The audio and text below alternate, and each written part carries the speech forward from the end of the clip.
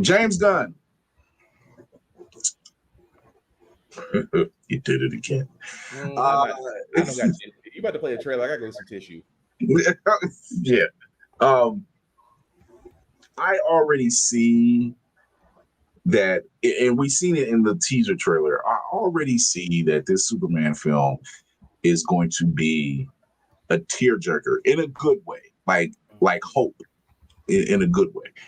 And just this trailer he dropped last night, I'm just like, oh, you're going for it. Like, you're going for it. And I'm with it because me living in Cleveland and this being the home, literally the home of Superman, and having him film it here and that be literally the symbol of hope.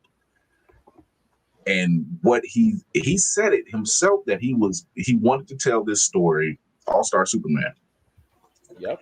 You know, that was the inspiration. And telling the story about this character that we really haven't seen told in this way really since Christopher Reeve. We've had several iterations of Superman since then, but it's something about Reeve's character that really embodied that same type of hope. Yeah. It's something about it. And it's just, you can still watch it. Don't care how dated it is. Still watch it and be like, you know what? I get it. Like, because the story still works. Yeah. If you can humanize Superman to actually make him relatable to the everyday world, that story will always hold up.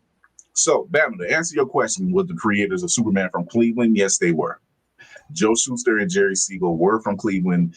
The house where it was created at is not that far. It's actually in Midtown Cleveland. It's closer to downtown. They have it's a house that sits on a corner and it has a fence and it actually has some Superman poster and art on there. So yeah, this is the home of the historical landmark by now. It is. It's considered a historical landmark. They actually have a Superman statue in the airport. So like when people are coming in and they're coming up the escalator, that's who meets you. Is his statue. So yeah, it's actually really good. I went to the airport just to take pictures before.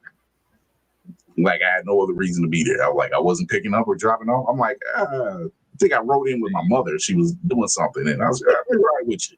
She was coming up from Akron. I'm riding with you. Yeah, so. Y'all got something cool in your airport. All we have is a guitar. There's a lot of cool and hidden gems in this city. I have yet to discover them all, but yeah, that's probably one of the few that stand out is knowing that Superman was created here. Yeah. So we're going to check that trailer out right now. It's probably go ahead and grab Ziri's baby wipes or something. That's good. I'm good. I got a blanket. Well, her blanket. He's going to use the baby blanket. We got a damn Linus over here. Look, here we go. Zuri is knocked out. She don't mind me using her blanket. Lord. So here we go. We're going to check that out now. Serious right now? Are you being serious right now? Yeah. You'd let me interview you as Superman? Sure.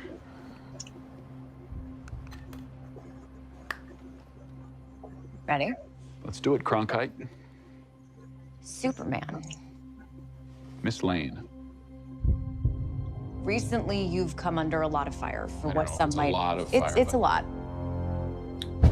He asked for this. Today, the Secretary of Defense said he was going to look into your actions. That's funny? My actions? I stopped a war. Maybe. Not maybe. I did. In effect, you illegally entered a country. This is how you're gonna be? I'm not the one being interviewed, Superman. Did you consult with the president? No. You seemingly acting as a representative of the United States. I wasn't representing anybody except for me. Around the world. And doing good. I would question myself in the same situation and consider the consequences. People were going to die.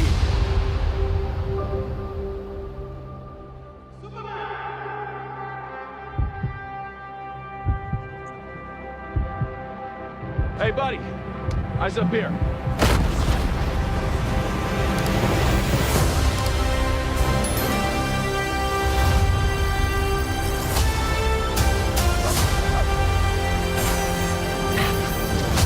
Your choices, your actions. That's what makes you who you are.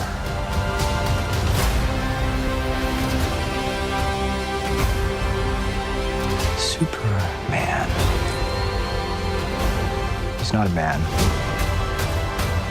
He's an it. He's somehow become the focal point of the entire world's conversation. I will not accept that. I cleaned your boots. I'll go get them for you.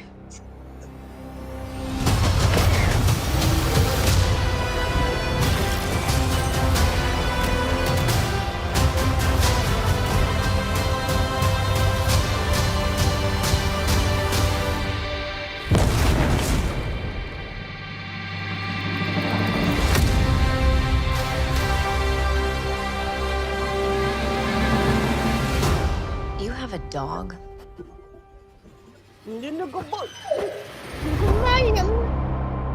Nice. I love it.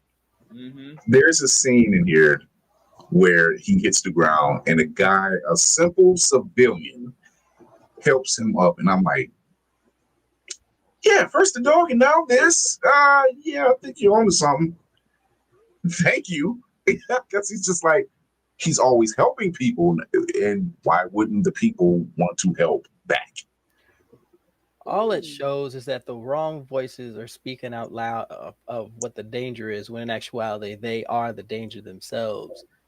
If it's, anything that's different is the threat, and you could clearly see that. Even though Lois is trying to be this unbiased reporter, you could still kind of see it in there as she's doing this interview, and I'm going, wow, this is what this tone is going to bring. And that still is great. Because it's funny where, Lois being Lois, I'm going to do exactly what they're going to do to you at the hearing. Right. And it's like, but the whole thing of Superman losing is cool. What I was trying to explain to people, you'd be surprised the very few times we've seen Superman actually lose his cool. It's very Come on now, tell it. in between. Homelander could never. I'm just saying. Him and the Plutonian would be tag team partners. Okay, that is just. But it's definitely say it. I'm sorry. Scoreboard Symphony. Me and you were friends. We are just what you wrote. We are friends. I'll put it back up. He says the brightness is from Reeves. The dark parts are similar to Gaville. What Gunn and David is adding is this fantastical world with width and depth that feels lived in and in ways we've never seen in DC in this. Yeah, exactly. This is true. We have it. That level of what Christopher Reeves brought, different time, but it brought that, like you said, that brightness. They couldn't go that level. They didn't have what they have now, of course. Right. But that it's on par for what people are looking for. Big red draws, outside and all that stuff. Like that's the man, and we seen in a teaser trailer with Crypto. We're seeing it now when he's fighting, when he goes up against the engineer. Like, and shout out to old boy. I'm sorry. Go ahead, here. I really thought that was Mercy. I'm not gonna hold you. that was Mercy. That's the engineer. Because like Gunn said, he's bringing in characters. He's bringing in characters that we have not seen on screen, or even in animation, ever. For that matter.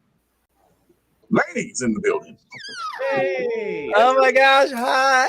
Okay. Hi. Hey, JoJo. So, what's up, family? I think what we're seeing now is, for one, Gunn knows emotion very well. Yeah. when it comes to these types of characters. He knows how to bring that type of emotion. The first thing I thought of was like, it'd be nice if he shot here in Cleveland. What did he do? There's a good portion of this film shot here in Cleveland and in Cincinnati. In Cincinnati, there really is the Justice Hall, and it looks like the Hall of Justice from the 1980s Super Friends cartoon. And he shot down there too. Like, the man knows his stuff. He said, no, you got a real fan here.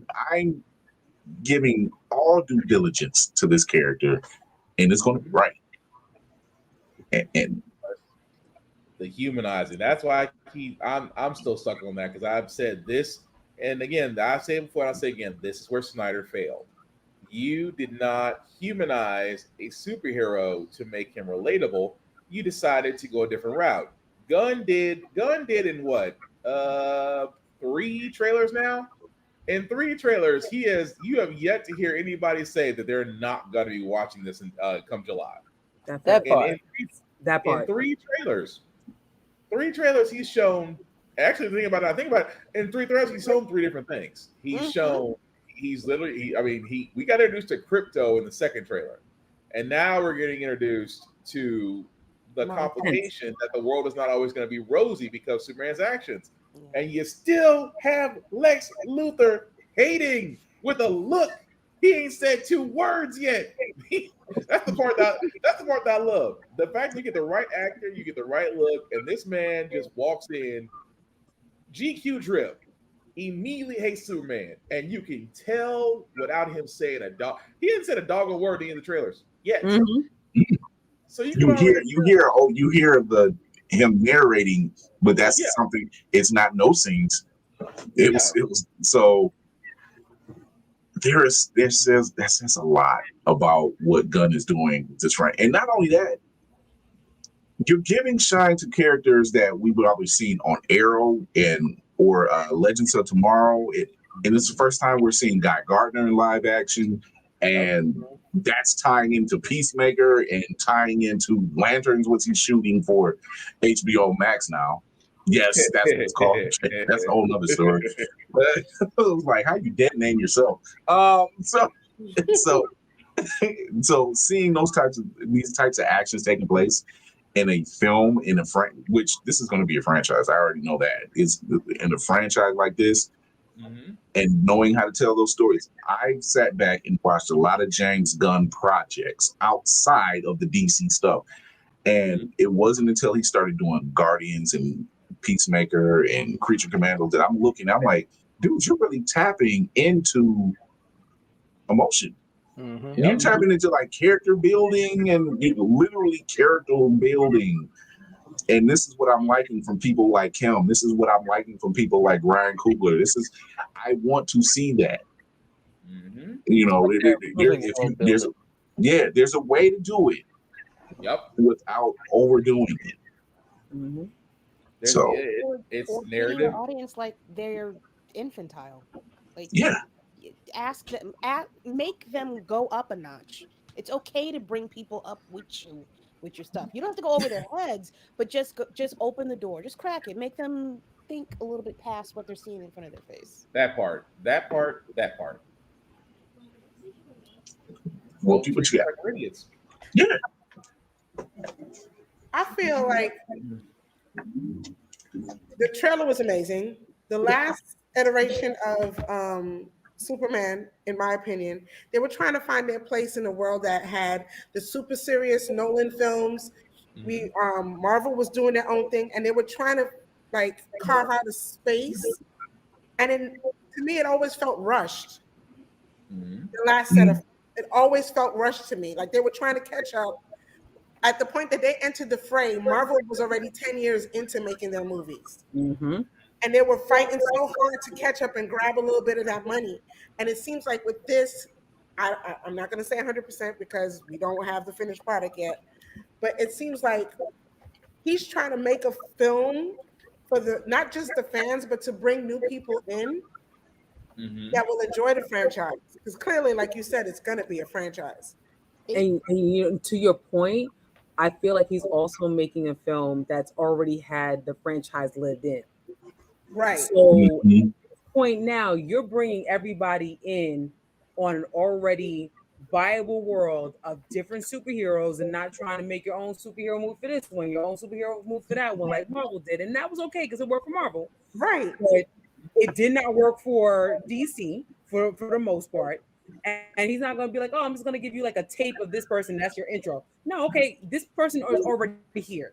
Okay, these superheroes are already here. You already need them. And not only that, you're breathing them into different places. So Creature Commando, like you guys said, Peacemaker, like you guys said, they're all intertwining now in a smart way, not in a like a forced way.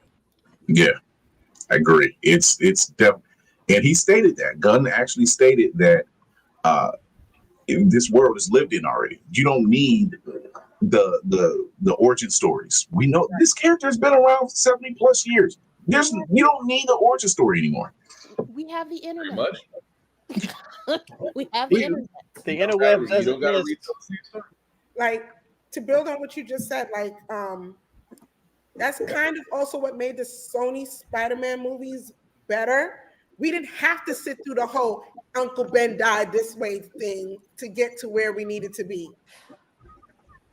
We don't need, at this point, we really don't need another an intro. Yes, we know how he got here. And if you don't, Google's free. Read a book. Huh? Read a book. Like Lil Jon said, read a book. Read a book. Read a book.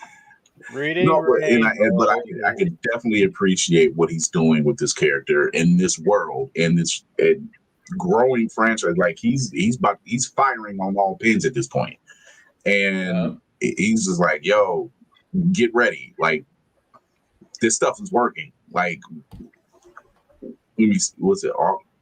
I think we're going to see the Justice League in August. Well, just what is it? The Justice Society. I want to think they probably going to be called. Yeah. We're going to be we'll seeing them and first. Peacemaker first. Oh, right. And then, July, August. No, we're going to see them in Superman first and then in Peacemaker. That's what it is. Yeah.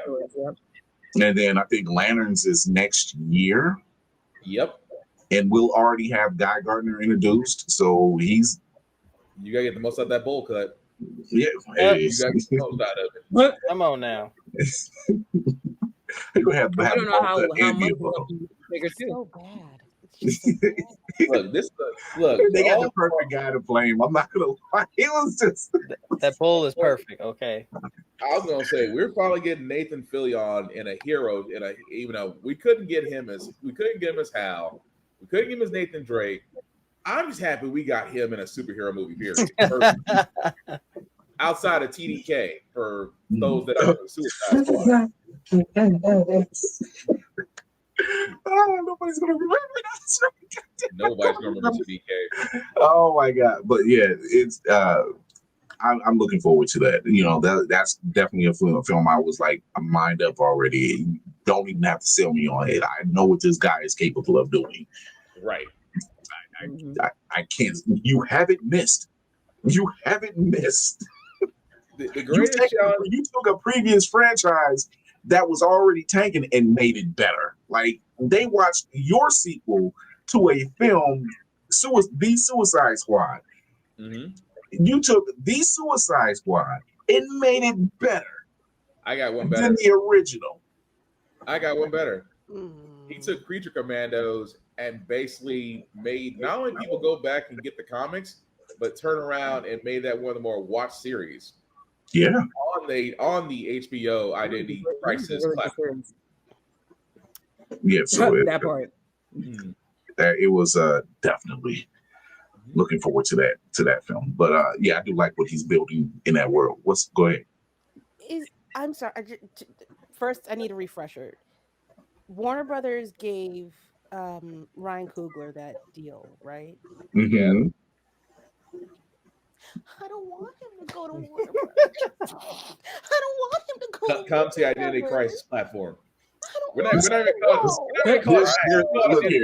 There's two people that's digging Warner Brothers out of their muck right now. It's Coogler and Gunn right now. Like, She's like, they're kind of digging them out like, yo, we got projects that's about to make everybody happy. So No, only because they're so fucking the same. They're so I the know. same. Come to the identity We just crisis. want you to go to the movies and learn something. Why are they? They're too much the same. And here, take the keys to the fucking castle. I don't want them to go away. Don't hold back. Tell us how you really feel. Right. Give him the money. Just turn your head, Disney. Just go away. Just whatever you want. Don't stop looking in his general direction. Look down when you talk to him. Have it. Yo, somebody misread her wires. Yo. oh my God. No, but I think they're definitely gonna be in a good place with this franchise, and they'll be completely fine. Completely fine. It looks like it. Pretty much. I with the track record Gunn has right now with the DC universe, I'm wondering what that Lanterns trailer is going to look like. Man, start off with Blackest Night. That might be something pretty intense. I would say I will. The only reason why I say that because it's the easiest story to do, and if you're doing a true detective story, that would line up with it. I mean, they kind of did some. I got a gut feeling. If it's anything like the road trip that Hal and Green Arrow went on, if it's anything like that, or have elements of it, or have elements, yeah. What that means. Here has a look. So there's a series of there's a book series, and it's called Green Arrow, Green Lantern. Mm-hmm. And I honestly thought that y'all were talking about a show, and I'm like, what fucking show are you talking about? I didn't know. No. And basically it's Green Arrow. It's not a buddy cop comedy type vibe. It's more of a buddy cop drama. Yeah. And it's like Green Arrow is very much street level. I don't care how rich I am, I'm still street level. I'm handling the stuff, and he said in the Justice League cartoon, I'm handling the stuff that you guys won't touch. Mm-hmm. Like there's still purse snatchers, rapists, and whatever else down here. Who's going to handle them? You know, and so he still goes out and handles that series, that stuff. And he's looking at Hal Jordan like that. This whole journey that they literally are going across the country, just learning stuff. And Arrow's learning, teaching him stuff. Hal is teaching him stuff, and he's like, basically, yo, you're a cop. You're a cop. Not everybody down here is a criminal. They touched on racism. They touched on bullying. They touched on so many issues that, like the one with the racism, Arrow got in Hal's tail. Like, yo, wait a minute, dude. You're too much like a cop. You're not hearing people out. And I don't mean like the butthole cops we got nowadays, that don't care. Like, no, he's literally in cop mode. He's a space cop. He's in cop mode. And the first thing he hears is crime activity. Who's involved? No, wait, you didn't ask the right questions. Mm-hmm. Your assumptions are off. But then we also found out that on a whim that Oliver could actually use Hal's ring by accident. Yeah. Okay, I had to make sure I remember. I had to make sure I was remembering my comics right, because I was like, I think that was the arc where he found out he could use the ring. Yeah, it's all about willpower. If you have the willpower, you can use it. It's the same with Batman. Mm-hmm. Batman can use either the green or the yellow. He has the willpower to use. He has the willpower to use the Green Lantern ring. He causes enough fear in criminals to use the yellow. Oh wow! I thought it was blue too, but I could be wrong. I thought it was 3 rings, but it could be 2. Flash was blue. Flash had the Flash was blue. Yeah, Flash was the blue ring. He had the blue ring. Yeah. And so it's funny because even in the Batman animated series, that's when he's using the green ring, and he's not the least bit like impressed.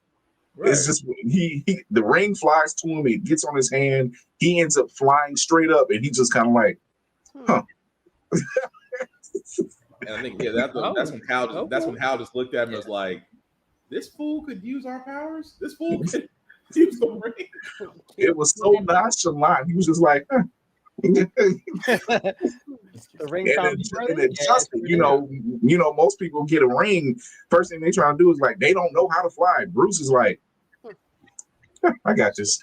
Say less. Of all the constructs you have with a green power ring, I'm like, sir, first thing I'm doing is giving myself wings. So we're going to come right back. We're going to talk about some more nerdy news and closing out the season about some of our favorite moments and whatever else. No. So, we'll be right back.